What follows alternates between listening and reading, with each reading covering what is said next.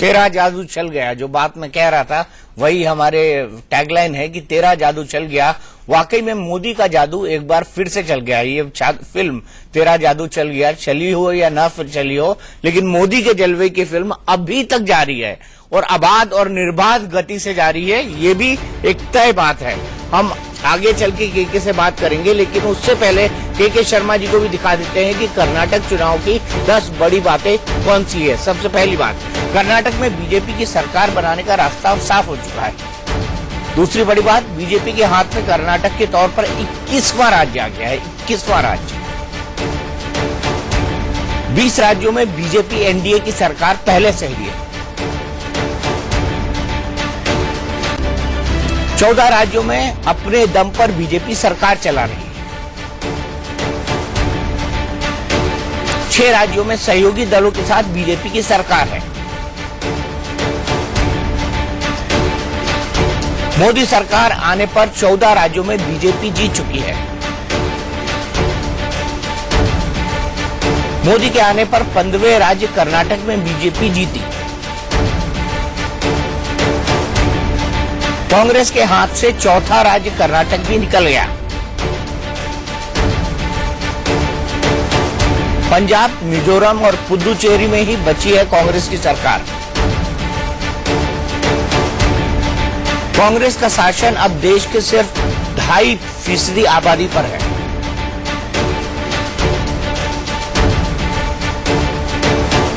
तो सीधे चलते हैं बीजेपी हेडक्वार्टर केके शर्मा के पास। केके भाई, आपसे जानना चाहूंगा कि क्या पार्लियामेंट्री बोर्ड का समय तारीख तय हो चुकी है? मिठाइयां बंटने का सिलसिला, ढोल बाजों का सिलसिला कब से शुरू होने वाला है? बिल्कुल दीपक जी, जैसे ही ये सारे रिजल्ट आ जाएंगे और ये सारे भी उत्साह का वातावरण यहाँ पर बना हुआ है। लेकिन आप देखिए, मैं आपको जब एग्जिट पोल आया था तो मैं आपके साथ डिबेट पे था और बहुत ही थोड़ा मेरा ये इको हो रहा भी है, थोड़ा ठीक करा दीजिएगा। उस दिन भी मैं बड़े विश्वास के साथ आपसे कह रहा था कि हम निश्चित तौर से कर्नाटक में विजय हासिल करेंगे। देखिए, आपसे बात कर रहा हूं और बीजेपी 116 हो गई। आपसे बात कर रहा हूं और बीजेपी 116 हो गई। कांग्रेस 63 पे और जेडीएस 41 पर। अब बात करिए। मैं बस यही दीपक जी आपको कह रहा था कि देखिए, हमारा तो आकलन है कि कांग्रेस जो है 50 पहुंचेगी और हम जो है काफी आगे होंगे और संघर्ष कहीं ऐसा ना हो जाए कि जेडीएस और कांग्रेस में होने लगे कि नंबर 2 कौन होगा।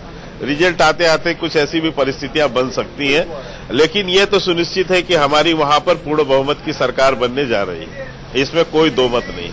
और भारतीय जनता पार्टी 120 पर पहुंच गई है, कांग्रेस 56 पर है और जेडीएस 44 पर। तो केके भाई, आप जो बात बोल रहे हैं उसकी तरफ बढ़ रही है, एक-एक कदम आगे बढ़ रही है। बिल्कुल, देखिए, मैं यही दीपक जी आपको कह रहा था कि हमारे नेता जो माननीय प्रधानमंत्री जी हो, उनकी जो लोकप्रियता है, उनकी विश्वसनीयता है, उनकी प्रामाणिकता है, उनके प्रति लोगों का जो आम जनता का विश्वास है और जिस ढंग से हमारे केंद्र की सरकार जमीन पर गरीबों के लिए काम कर रही है, गरीबों तक अपनी योजनाओं का डिलीवर दे रहे हैं हम, उसके कारण और हमारे राष्ट्रीय अध्यक्ष श्री अमित भाई शाह जी की चुनावी कुशलता जो है, उनकी रणनीतिक कुशलता जो है, जो बूथ लेवल के कार्यकर्ताओं तक उनका सीधा संवाद, लगभग 60,000 किलोमीटर की उन्होंने यात्रा की, 30 में से 29 जिलों की में उनका प्रवास रहा और लगभग 60 सभाएं उन्होंने की और इसके अलावा कई अनेक बैठकें की। उनका और प्रदेश नेतृत्व का अटूट प्रयास, लाखों कार्यकर्ताओं की मेहनत और कांग्रेस के प्रति बढ़ता हुआ अविश्वास, ये हमारे इन सारे जीतों के प्रमुख कारण हैं। और यही बात हम कह रहे थे कि हम जमीन पर हैं, हम जमीन को जान रहे हैं और हम शुरू से कहते आ रहे हैं कि हम वहां जीत रहे हैं। लेकिन मैं आज एक बात और कहूं, एक प्रश्न जरूर दीपक जी आप उठाना चाहिए कि जिस ढंग से ओपिनियन पोल या इस तरह से एक माहौल बनाने की कोशिश होती है शुरुआत में कि भाजपा पिछड़ रही है, फिर लाते हैं लोग कि भाजपा जो है बरोबर पे आ गई, फिर बताते हैं थोड़ा सा आगे बढ़ गई। ये जो एक माहौल बनाकर लोगों को एक तरह का एक जो कई चुनावों में हमने अनुभव किया है, मैं समझता हूं ये अब बंद होना चाहिए। इस तरह की जो अटकलेबाजी होती है इसको बिल्कुल खारिज करना चाहिए, इसको बंद करना चाहिए। ये एक तरह से कहीं ना कहीं इस पर जरूर क्वेश्चन मार्क है, आज इसकी चर्चा जरूर होनी चाहिए। चलिए इस पर भी चर्चा करेंगे अगर आप चाहेंगे और अगर आप इस मुद्दे को उठाएंगे तो। फिलहाल हम लेते हैं 2 मिनट का एक छोटा सा ब्रेक। को powered by Honda city shine. Term insurance नहीं लिया तुमने? तुम जैसे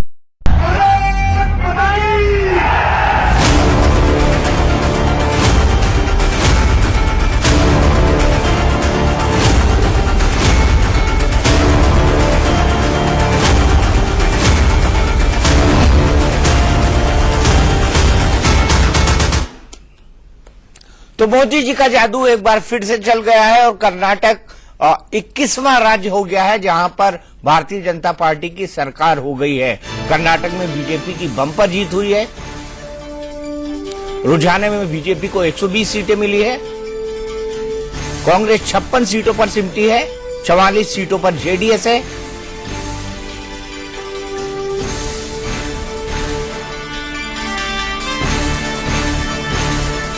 रुझानों में बीजेपी को 120 सीटें मिली है।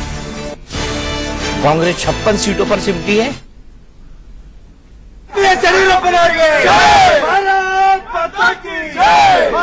और अब बीजेपी 122। देखिए धीरे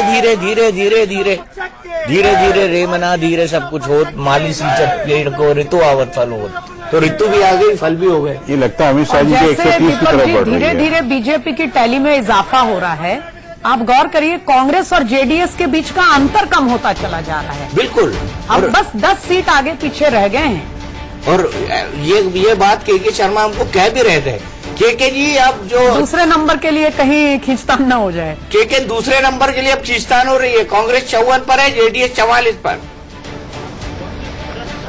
यही तो मैं दीपक जी कह रहा था कि देखिए क्या है, कांग्रेस के जो लोग हैं, अभी अभय जी चले गए, ये जमीन पर है ही नहीं। इनको हम तो पहले दिन से वहां चुनाव जीत रहे थे, ये बात हम बार बार कह रहे थे। क्योंकि देखिए वहां पर हमारे आप कार्यकर्ताओं का, यदि आप हमारे संगठनात्मक ढांचा को देखें और वहां जिस ढंग से बूथ स्तर पर माननीय राष्ट्रीय अध्यक्ष जी ने अभी से नहीं, बहुत 2014 के बाद निरंतर सभी राज्यों में जिस ढंग से जो है बूथ लेवल पर कार्य को बढ़ावा दिया है, बूथ में हम कार्यकर्ताओं को सशक्त किया है, उसके आधार पर हम कहते हैं हमारा दावा खोखला नहीं होता। हम जो है जमीनी हकीकत को देखकर ये कहते हैं कि देखिए हमको ये जीत मिलने वाली है। क्योंकि लेकिन मैं वही बात फिर आपको कहूंगा कि देखिए जो लोग वहां गए, बहुत से लोग गए, लेकिन वो उस चीज को पकड़ नहीं पाई है। देखिए एक तरह का पूरा लैंडस्लाइड है, ये कोई सामान्य जीत नहीं है।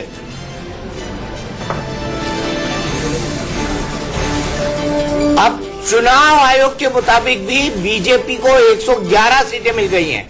अब ऑलमोस्ट इसको ऑफिशियल मान सकते हैं चुनाव आयोग को। ये लीड पोजीशन है और अभी भी चूंकि वोट प्रतिशत में बीजेपी 1% के अंदर बढ़त बनाए हुए है, इसलिए शायद अब सीटों का बहुत हेरफेर हो पाना बहुत कठिन काम है। बहुत कठिन काम है और यहां पर दिखाई दे रहा है कि किस तरीके से भारतीय जनता पार्टी की अंततः रणनीति सफल हुई। क्योंकि मैं आपसे ये जानना चाहता हूं कि किस तरह की मेहनत, कितने महीने पहले ये मेहनत शुरू हो जाती है किसी एक चुनाव को जीतने के लिए, एक एस्टीमेट बताएंगे? दीपक भाई केवल एक उदाहरण से मैं केवल एक उदाहरण से आपको बता सकता हूं कि जिस दिन कर्नाटक का चुनाव समाप्त हुआ, उसके महज दूसरे दिन हमारे राष्ट्रीय अध्यक्ष गोवा में थे। 2 जगह बूथ सम्मेलन की बैठक थी। उसके बाद जैसे आप देखे होंगे, कल ही आपने समाचार चलाया होगा, हमारे यहाँ राष्ट्रीय प्रदेश अध्यक्ष, महामंत्री, राष्ट्रीय पदाधिकारी, इनकी एक बड़ी बैठक कल आयोजित हुई। 17 तारीख को अभी सभी जितने मोर्चे हैं हमारे, उनकी सबकी राष्ट्रीय कार्यकारिणी की एक बृहद बैठक 17 तारीख को आयोजित है। देखिए हम एक चुनाव से फारिग होते हैं और कार्यकर्ता हमारा उसको कैसे हम चलायमान रखते हैं, यही संगठन की जो है मूल मंत्र है कि कार्यकर्ताओं को हमेशा उस मोड में रखना, काम के मोड में रखना, जनता के बीच हमेशा उनको बनाए रखना, और जो हमने काम किया है, देखिए बहुत, मैं एक दो चीजें और आपके ध्यान में लाना चाहता हूं दीपक जी। किसी ने वहां इस बात का एनालिसिस नहीं किया किस ढंग से हमारी उज्ज्वला योजना के तहत 30 लाख परिवारों में वहां सिलेंडर पहुंचे, किस ढंग से हमने वहां पर केंद्रीय योजनाओं के तहत बिजली वहां पर पहुंचाया, किस ढंग से किसानों का जो फसल बर्बाद हुआ था केंद्रीय फसल बीमा योजना के तहत जो है हमने उनको राहत दी है किसानों को, जिस ढंग से हमने गरीबों के लिए वहां काम किया है, ये सारे चीजों का कोई आकलन नहीं करता। यही चीज उत्तर प्रदेश में नहीं लोग कर पाए, यही लोग उसको समझ नहीं पाते कि ये किस ढंग से जमीनी स्तर पर जो केंद्र की योजनाएं हैं उनका हमें लाभ मिल रहा है और कार्यकर्ता जो है पूरी तरह से जमीनी स्तर पर खड़ा होकर जो है जन जागरण का काम कर रहा है। ठीक है अनुज जी, आपको क्या लगता है किस तरीके से अमित शाह और नरेंद्र मोदी ने इस पार्टी को और इसकी कार्यशैली को बदला है? दीपक जी देखिए, यदि संगठन की कार्यशैली की आप बात कर रहे हैं तो 2013 के बाद, जैसे लोकसभा के समय उत्तर प्रदेश को अमित शाह जी ने संभाला, उसी समय से उन्होंने अपना पन्ना प्रमुखता आरंभ कर दिया था। फिर जब अध्यक्ष बने तो उसके बाद उन्होंने अपने ब्लूप्रिंट को और अच्छे तरीके से इस्तेमाल किया है। संगठन बूथ लेवल तक ही नहीं, बूथ के नीचे, जैसे कि आप सुबह बता रहे थे, 50 वोटरों तक, 50 परिवार भी नहीं, 50 वोटरों तक एक एक कार्यकर्ता लगाना, ये बहुत बड़ा काम होता है। इतने कार्यकर्ताओं को मोटिवेटेड रखना, जबकि ये आरोप भी लगता हो कि भाई बीजेपी कांग्रेस की तरह सरकारी संस्थानों में पदों पर अपने लोगों की उतनी राजनीतिक नियुक्तियां नहीं कर रही है, इसलिए कार्यकर्ता नाराज है। लेकिन नहीं, कार्यकर्ता जमीन पर काम कर रहा है, यानी किसी और तरीके से वो कार्यकर्ताओं को मोटिवेट रखे हुए हैं। ये मोटिवेशन हो सकता है कि बीजेपी को लंबे समय तक सत्ता में रखना है, ये एक बड़ा मोटिवेशन हो। मैं कहता हूं कि जो उनका बेस वोट था, व्यापारी वर्ग, उसको नाराज करने लायक दो बड़े काम पिछले 2 सालों में हुए। उसके बावजूद भी यदि संगठन इतना मोटिवेटेड है तो सराहना करनी होगी। और उसके अलावा देखिए, विभिन्न स्तरों पर सर्वेक्षण ये कराते रहते हैं और उसके हिसाब से, उस पर भरोसा करते हुए जहां रणनीति में बदलाव की जरूरत होती है वो बदलाव भी करते हैं। जैसे कि गुजरात में आपने देखा कि प्रधानमंत्री जी शुरू से लेकर अंत तक प्रचार कर रहे थे, कर्नाटक में अंत में उन्होंने अपनी ताकत झोंकी। तो ये रणनीति का हिस्सा ही होगा किसी न किसी रूप में कि कांग्रेस को पहले एग्जॉस्ट होने दो और उसके बाद हम अपनी बम्बार्डिंग करेंगे, कारपेट बॉम्बिंग जिसको कहते हैं। संगठन का विस्तार करते हुए उसको मोटिवेटेड रखना, इसके लिए बहुत मेहनत लगती है और नेता पर कार्यकर्ताओं का विश्वास होना बहुत जरूरी होता है। वो विश्वास इस जोड़ी ने बना के रखा है, ये अब स्पष्ट दिखता है। ठीक है, आप कुछ जोड़ना चाह रहे हैं? मैं यही कहना चाह रहा हूं कि दीपक जी कि देखिए, एक तरफ तो हम लोग गरीब कल्याण के लिए तमाम योजनाएं चला रहे हैं, तमाम काम कर रहे हैं, दूसरी तरफ देखिए विपक्ष क्या कर रहा है। कांग्रेस का काम सिर्फ ये रह गया है मोदी जी को कोसो और लगातार झूठ परोसो, ये उनकी नीति बन गई है। मैं ये कहता हूं कि आप हमारे भाजपा का विरोध कीजिए, आप हमारी सरकार की नीतियों की आलोचना कर सकते हैं, लेकिन आप आलोचना का वो स्तर ले आते हैं कि आप जो है देश की आलोचना में लग जाते हैं। आम जनता, ये आपके जो नकारात्मक विपक्ष की भूमिका है और जो विकास के विरोधी आपकी भूमिका है, आप देखिए पिछले दिनों इन्होंने क्या किया है, किस ढंग से संसद को इन्होंने जो है किस तरह से अवरोध पैदा किया, झूठ बोलते रहे, लगातार झूठ बोला इन्होंने। किस ढंग से ये देश के संवैधानिक संस्थाओं पर केवल एक परिवार, एक वंश को केवल बढ़ाने के लिए एक उसके देश की संवैधानिक संस्थाओं के ऊपर कुठाराघात कर रहे हैं। किस ढंग से 2 मिनट के ऊपर आरोप लगा देते हैं किसी पर, झूठे से झूठे आरोप, कोई तथ्य नहीं है। जनता बहुत समझदार है, वो जानती है कौन काम कर रहा है, कौन जमीन पर हमें डिलीवरी दे रहा है, कौन हमारे लिए सबसे अच्छा विकल्प हो सकता है। और दूसरी तरफ ये जो तमाम प्रोपोगंडा, झूठ, आप देखिए देश भर में जातिवाद, धर्म के आधार पर और ये बांटने की कोशिश, हिंसा कराने की कोशिश, ये सारी चीजें खुलकर जनता के सामने आ जाती है दीपक जी। और यही कांग्रेस जो है अहंकार में डूबी हुई, उसको आज तक ये बात का एहसास नहीं हो रहा है कि जनता ने हमें हमारे निकम्मेपन के कारण से हमको नकार दिया है। उसको वो स्वीकार नहीं कर पा रहे ठीक है। हैं। और एक परिवार के पीछे वो किसी भी तरह से देश के जो संवैधानिक संस्था है उनको जो है कुठाराघात कर रहे हैं। ठीक है, सीधे लिए चलते हैं आपको कांग्रेस दफ्तर का इस वक्त क्या नजारा है, ये दिखाया है हमारे सहयोगी रजत राकेश टंडन ने। कर्नाटक में जो नतीजे दिख रहे हैं उससे साफ है कि बीजेपी वहां सरकार बना रही है और आप कह सकते हैं एक निराशा का माहौल कांग्रेस दफ्तर में है। ये 24 अकबर रोड है, यानी कांग्रेस का केंद्रीय कार्यालय। अंदर आप देख सकते हैं जितने भी कमरे हैं, जितने जनरल सेक्रेटरीज के कमरे हैं, सब इस समय लॉक हैं।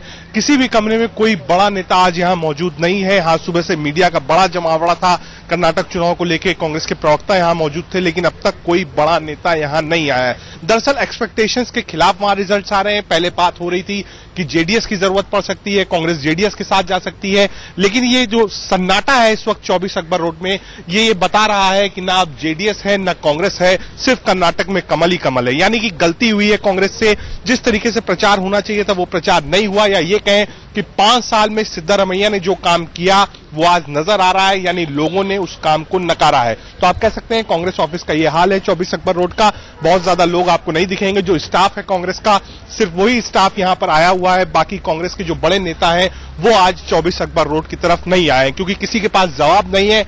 राहुल गांधी ने एक्सटेंसिव कैंपेन किया है कर्नाटक के अंदर, लेकिन उसका भी फायदा नहीं हुआ।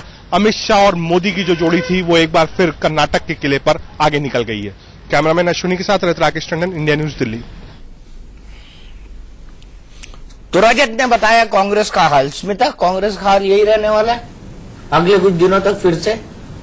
मैं किसी के बारे में कोई चुनावी या राजनीतिक प्रिडिक्शन तो नहीं करूंगी दीपक जी, लेकिन अगर ऐसे ही रणनीति और पॉलिसी को लेकर अंधेरे में तीर मारते रहेंगे तो हो सकता है कि हाल इससे दरअसल और ज्यादा बुरा हो जाए, क्योंकि जो भी राष्ट्रीय मानस को उद्वेलित करने वाले विषय हैं उनको लेकर आप पिछले 2-2.5-3 साल से एक बार रिव्यू करिए तो कांग्रेस पार्टी जो प्रमुख मुद्दे हैं उन पर जिस तरह का स्टैंड अडॉप्ट करती आई है पिछले 2-2.5 साल से, बहुत हैरानी होती है मुझे कि इतनी जबरदस्त परंपरा और लेगेसी वाली पार्टी कभी कभी राष्ट्रीय मुद्दों पर इस तरह का स्टैंड कैसे ले सकती है।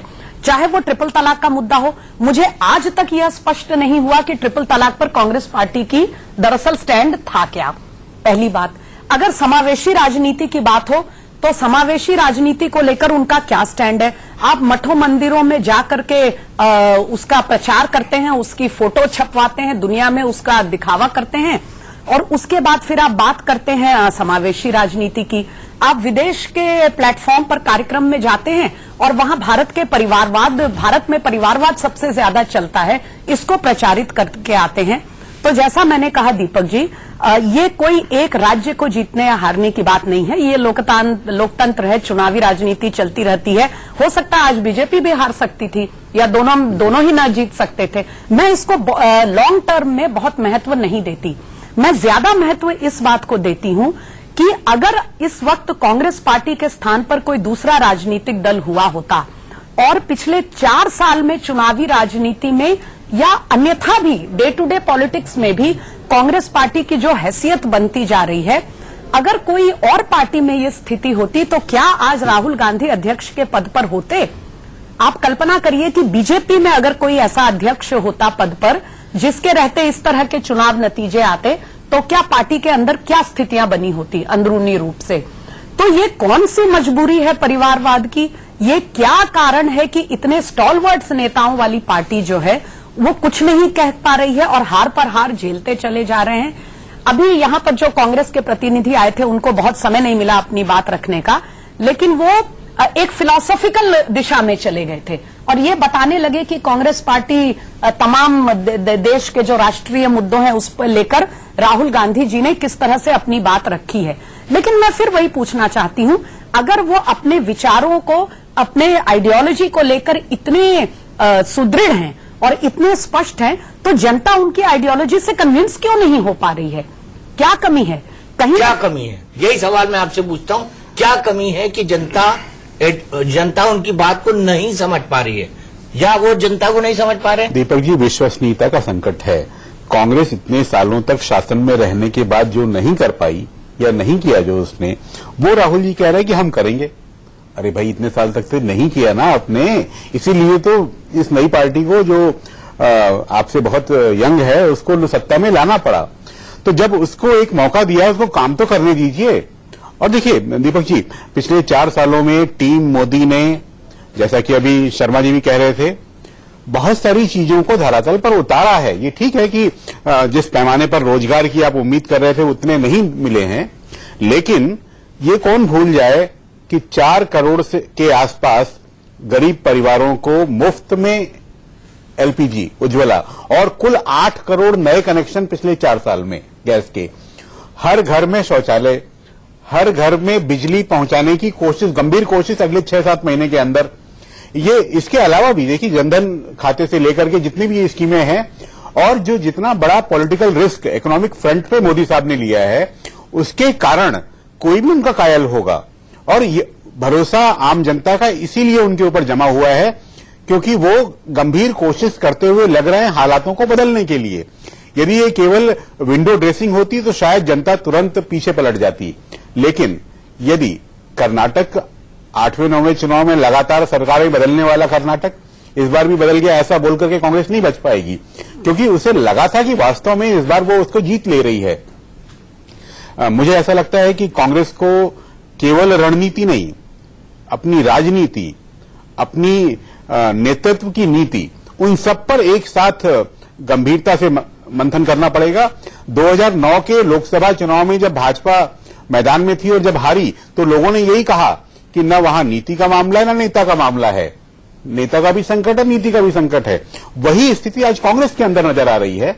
और कांग्रेस, सोनिया गांधी जी ने बैटन अपने पुत्र को दिया, लेकिन शायद इससे कोई बात नहीं बन रही है। इस बात को लोकसभा चुनाव में उतरने के पहले कांग्रेस के नेता, बड़े नेता जरूर सोचेंगे, ऐसा मुझे लगता है। इसी पर बीजेपी के नेता क्या सोचते हैं, उनकी आज के लेकर क्या प्रतिक्रिया है, इस पर हमारे सहयोगी संजय शर्मा ने बात की है बीजेपी नेता भूपेंद्र यादव से। के राष्ट्रीय महासचिव भूपेंद्र यादव हमारे साथ में मौजूद है। भूपेंद्र जी, अध्यक्ष जी ने कहा था कि कांग्रेस मुक्त भारत बना देंगे, अब तो वाकई 2-3 राज्यों पर कांग्रेस को सिमट कर रखवा दिया आपने।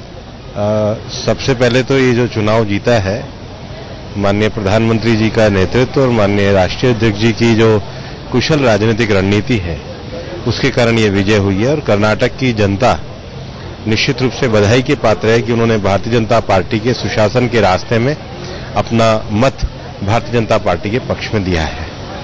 जहां तक कांग्रेस मुक्त भारत का सवाल है, पिछले 70 सालों में इस देश में लोगों को बांटने की राजनीति कांग्रेस ने करी है।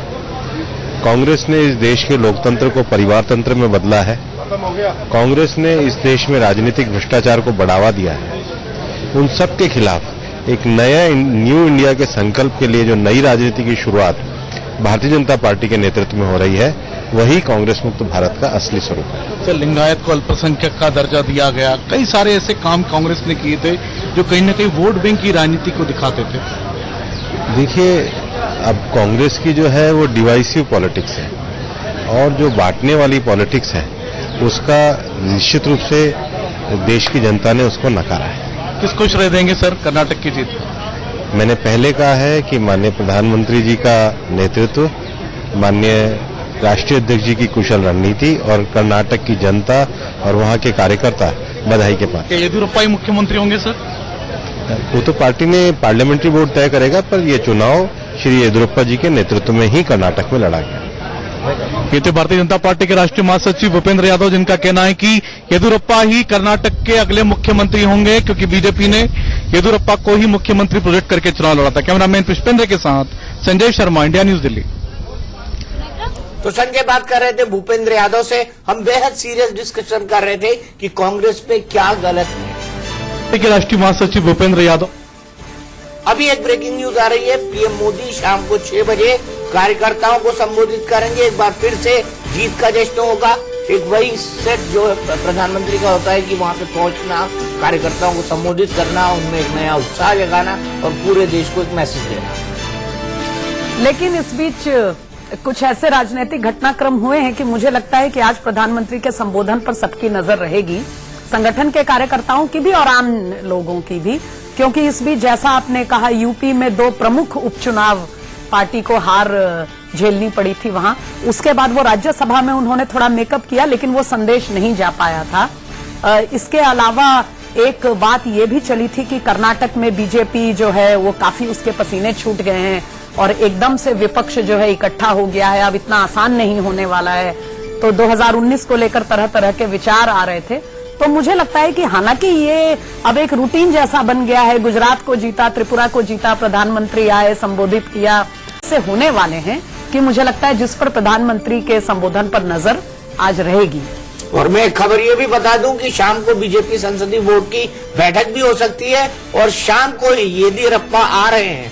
इन्होंने दिलचस्प रूप से कल घोषणा कर दी थी कि मैं कल जाऊंगा और शपथ की तारीख तय करके लौट जाऊंगा। वैसे उसके 2 दिन पहले कह रखा है कि मैं 17 तारीख को शपथ लेने वाला हूँ, बुधवार को।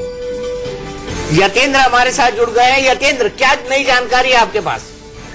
देखिए, खबर यही आ रही है कि प्रधानमंत्री मोदी शाम को 6 बजे के करीब बीजेपी मुख्यालय आ सकते हैं और जो कार्यकर्ता होंगे, बीजेपी कार्यकर्ता, उनको संबोधित कर सकते हैं। जीत के बाद बड़ी जीत इसे माना जा रहा है कि दक्षिण के उसमें एक बार फिर से बीजेपी का खाता कर्नाटक में खुला है और बड़ी जीत के तौर पर इसको देखा जा रहा है। और यही है कि बीजेपी अध्यक्ष अमित शाह करीब 3 बजे दिन में बीजेपी मुख्यालय आएंगे और आ सकते हैं और वहीं प्रधानमंत्री मोदी शाम को 6 बजे आकर कार्यकर्ताओं को संबोधित कर सकते हैं। और उम्मीद यही है कि जब बीजेपी अध्यक्ष अमित शाह आएंगे तो उसके बाद वो खुद प्रेस कॉन्फ्रेंस भी कर सकते हैं। और ये भी माना जा रहा है, सूत्रों की अगर माने तो आज रात तक येदियुरप्पा भी दिल्ली आ सकते हैं। येदियुरप्पा का नाम तय है, इसमें किसी तरह की संदेह की, शंका की कोई गुंजाइश नहीं? देखिए, बिल्कुल बीएस येदियुरप्पा का नाम खुद प्रधानमंत्री मोदी और अमित शाह औपचारिक तौर पर ऐलान कर चुके हैं। तमाम जो रैलियां, जनसभाएं हुई हैं उसमें ऑफिशियली बीएस येदियुरप्पा का नाम मुख्यमंत्री के तौर पर लिया गया है। तो इसमें कोई संशय नहीं है कि सरकार बनने पर बीएस येदियुरप्पा ही कर्नाटक में अगले मुख्यमंत्री होंगे। जी मैं आपको एक बात बता दूं यतेंद्र, नंबर्स थोड़े चेंज हुए हैं। बीजेपी 118 पर आगे चल रही है, कांग्रेस 62 पर, जेडीयू 40 पर और माफ कीजिएगा जेडीएस 40 पर और अदर्स 2 पर। लेकिन उससे अब कोई फर्क नहीं पड़ता क्योंकि 112 का जो मैजिक फिगर है उसको क्रॉस कर लिया है। क्यों अनुजी? बिल्कुल सही बात है। और दीपक जी, येदियुरप्पा साहब की बात हो रही थी तो 2013 में उनके कारण जो भाजपा के हाथ से कर्नाटक निकला, उसके बाद लोकसभा चुनाव में उनको जो पार्टी में जब लाया गया तो नरेंद्र मोदी जी ने खुद पहल करके और उस समय उनको एक प्रॉमिस किया कि आपको आगामी मुख्यमंत्री के रूप में हम पेश करेंगे। सबके विरोध के बावजूद वैसा किया पार्टी ने और अमित शाह जी ने चुनाव प्रचार के दौरान और अंतिम जब प्रेस कॉन्फ्रेंस थी उस समय भी उन्होंने कहा कि पूरे 5 साल येदियुरप्पा मुख्यमंत्री रहेंगे। एक सवाल उठा कि 75 साल से पार करते ही आप सबसे इस्तीफे ले लेते हैं, जैसा कि पहले नजमा हेपतुल्ला से भी लिया गया और कलराज मिश्रा जी का भी आपने लिया। तो उन्होंने कहा नहीं, वो पूरे 5 साल, अभी 74 साल के हो रहे हैं, मैंने 79 की उम्र तक आप उनको रखेंगे। ये एक बड़ा अपवाद मोदी साहब ने येदियुरप्पा जी के लिए किया हुआ है। इसलिए आज शाम की मीटिंग हो या जब भी हो, मुख्यमंत्री के रूप में उनका ही चयन होना है और पूरे 5 साल यदि वो रहने वाले हैं तो ये अपने आप में एक बड़ी घटना होगी। राजीव त्यागी जी जुड़ गए और साथ ही साथ सुदेश वर्मा हमारे साथ हैं। राजीव जी, आपसे जानना चाहूंगा ये क्या हो गया?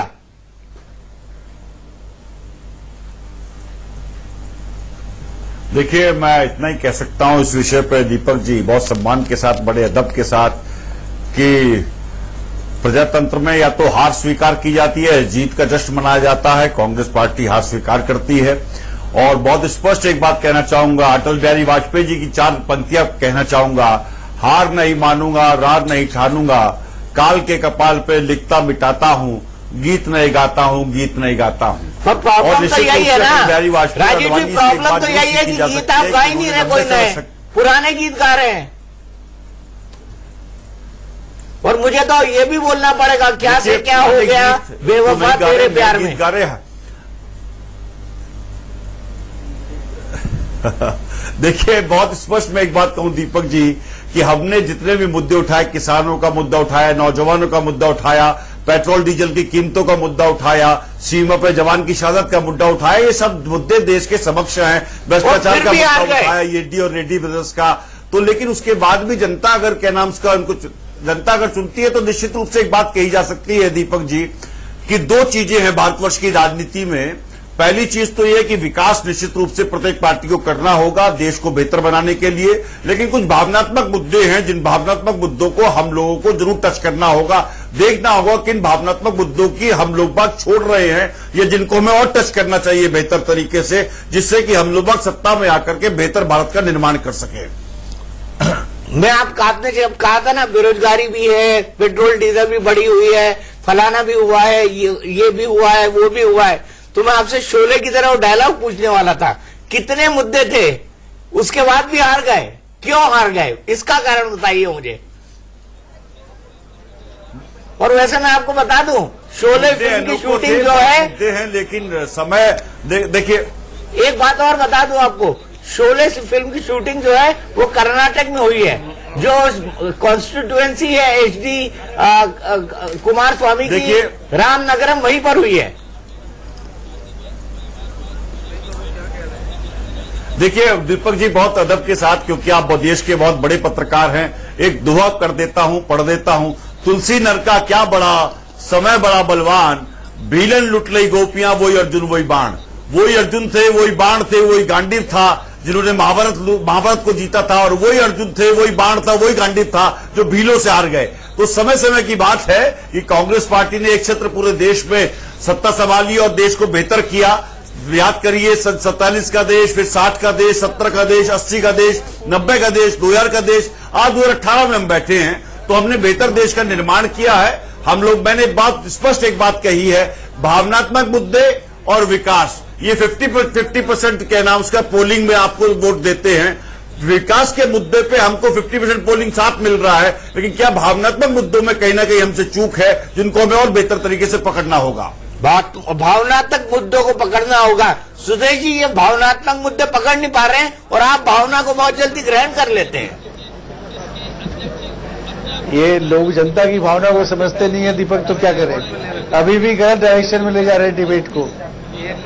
राहुल गांधी जी 15वां स्टेट हार चुके हैं अपने लीडरशिप में, 15वां। अब इनको समझना चाहिए कि इनका जो नैरेटिव है वो नैरेटिव नेगेटिव प्रोपेगेंडा पर बेस्ड है। इन्हें लगता है कि वोटरों को खरीद सकते हैं साड़ी देके, पैसा देके, उनके वोटर आईडी को कैप्चर करके। वो जमाना चला गया। आप कास्ट में बांटकर, रिलीजन में बांटकर आप नहीं जीत सकते। एक एस्पिरेशनल इंडिया का जन्म हुआ है, जिसमें मोदी जी का बहुत बड़ा कंट्रीब्यूशन है, जो अच्छे लाइफ स्टाइल को एस्पायर करता है। अच्छा रोड चाहिए, अच्छा स्कूल चाहिए, अच्छा हेल्थ चाहिए, इसको कौन देगा, वो देखता है। और कांग्रेस हर जगह नाकामयाब हो रही है। हमारे मुद्दे विकास के मुद्दे थे दीपक जी, आपको पता है। हर जगह मोदी जी ने विकास की बात की और इनकी नाकामयाबी की बात की, लेकिन आज भी चुनाव के रिजल्ट के बाद भी ये रिजल्ट पे क्वेश्चन मार्क लगा रहे हैं। देश की जनता को इतना बेवकूफ मत समझिए, बहुत बेवकूफ बनाया आपने। वो समझ चुकी है और उनके लिए क्या अच्छा है वो जानती है, और इसी कारण से वो बीजेपी को लगातार जिताते आ रही है।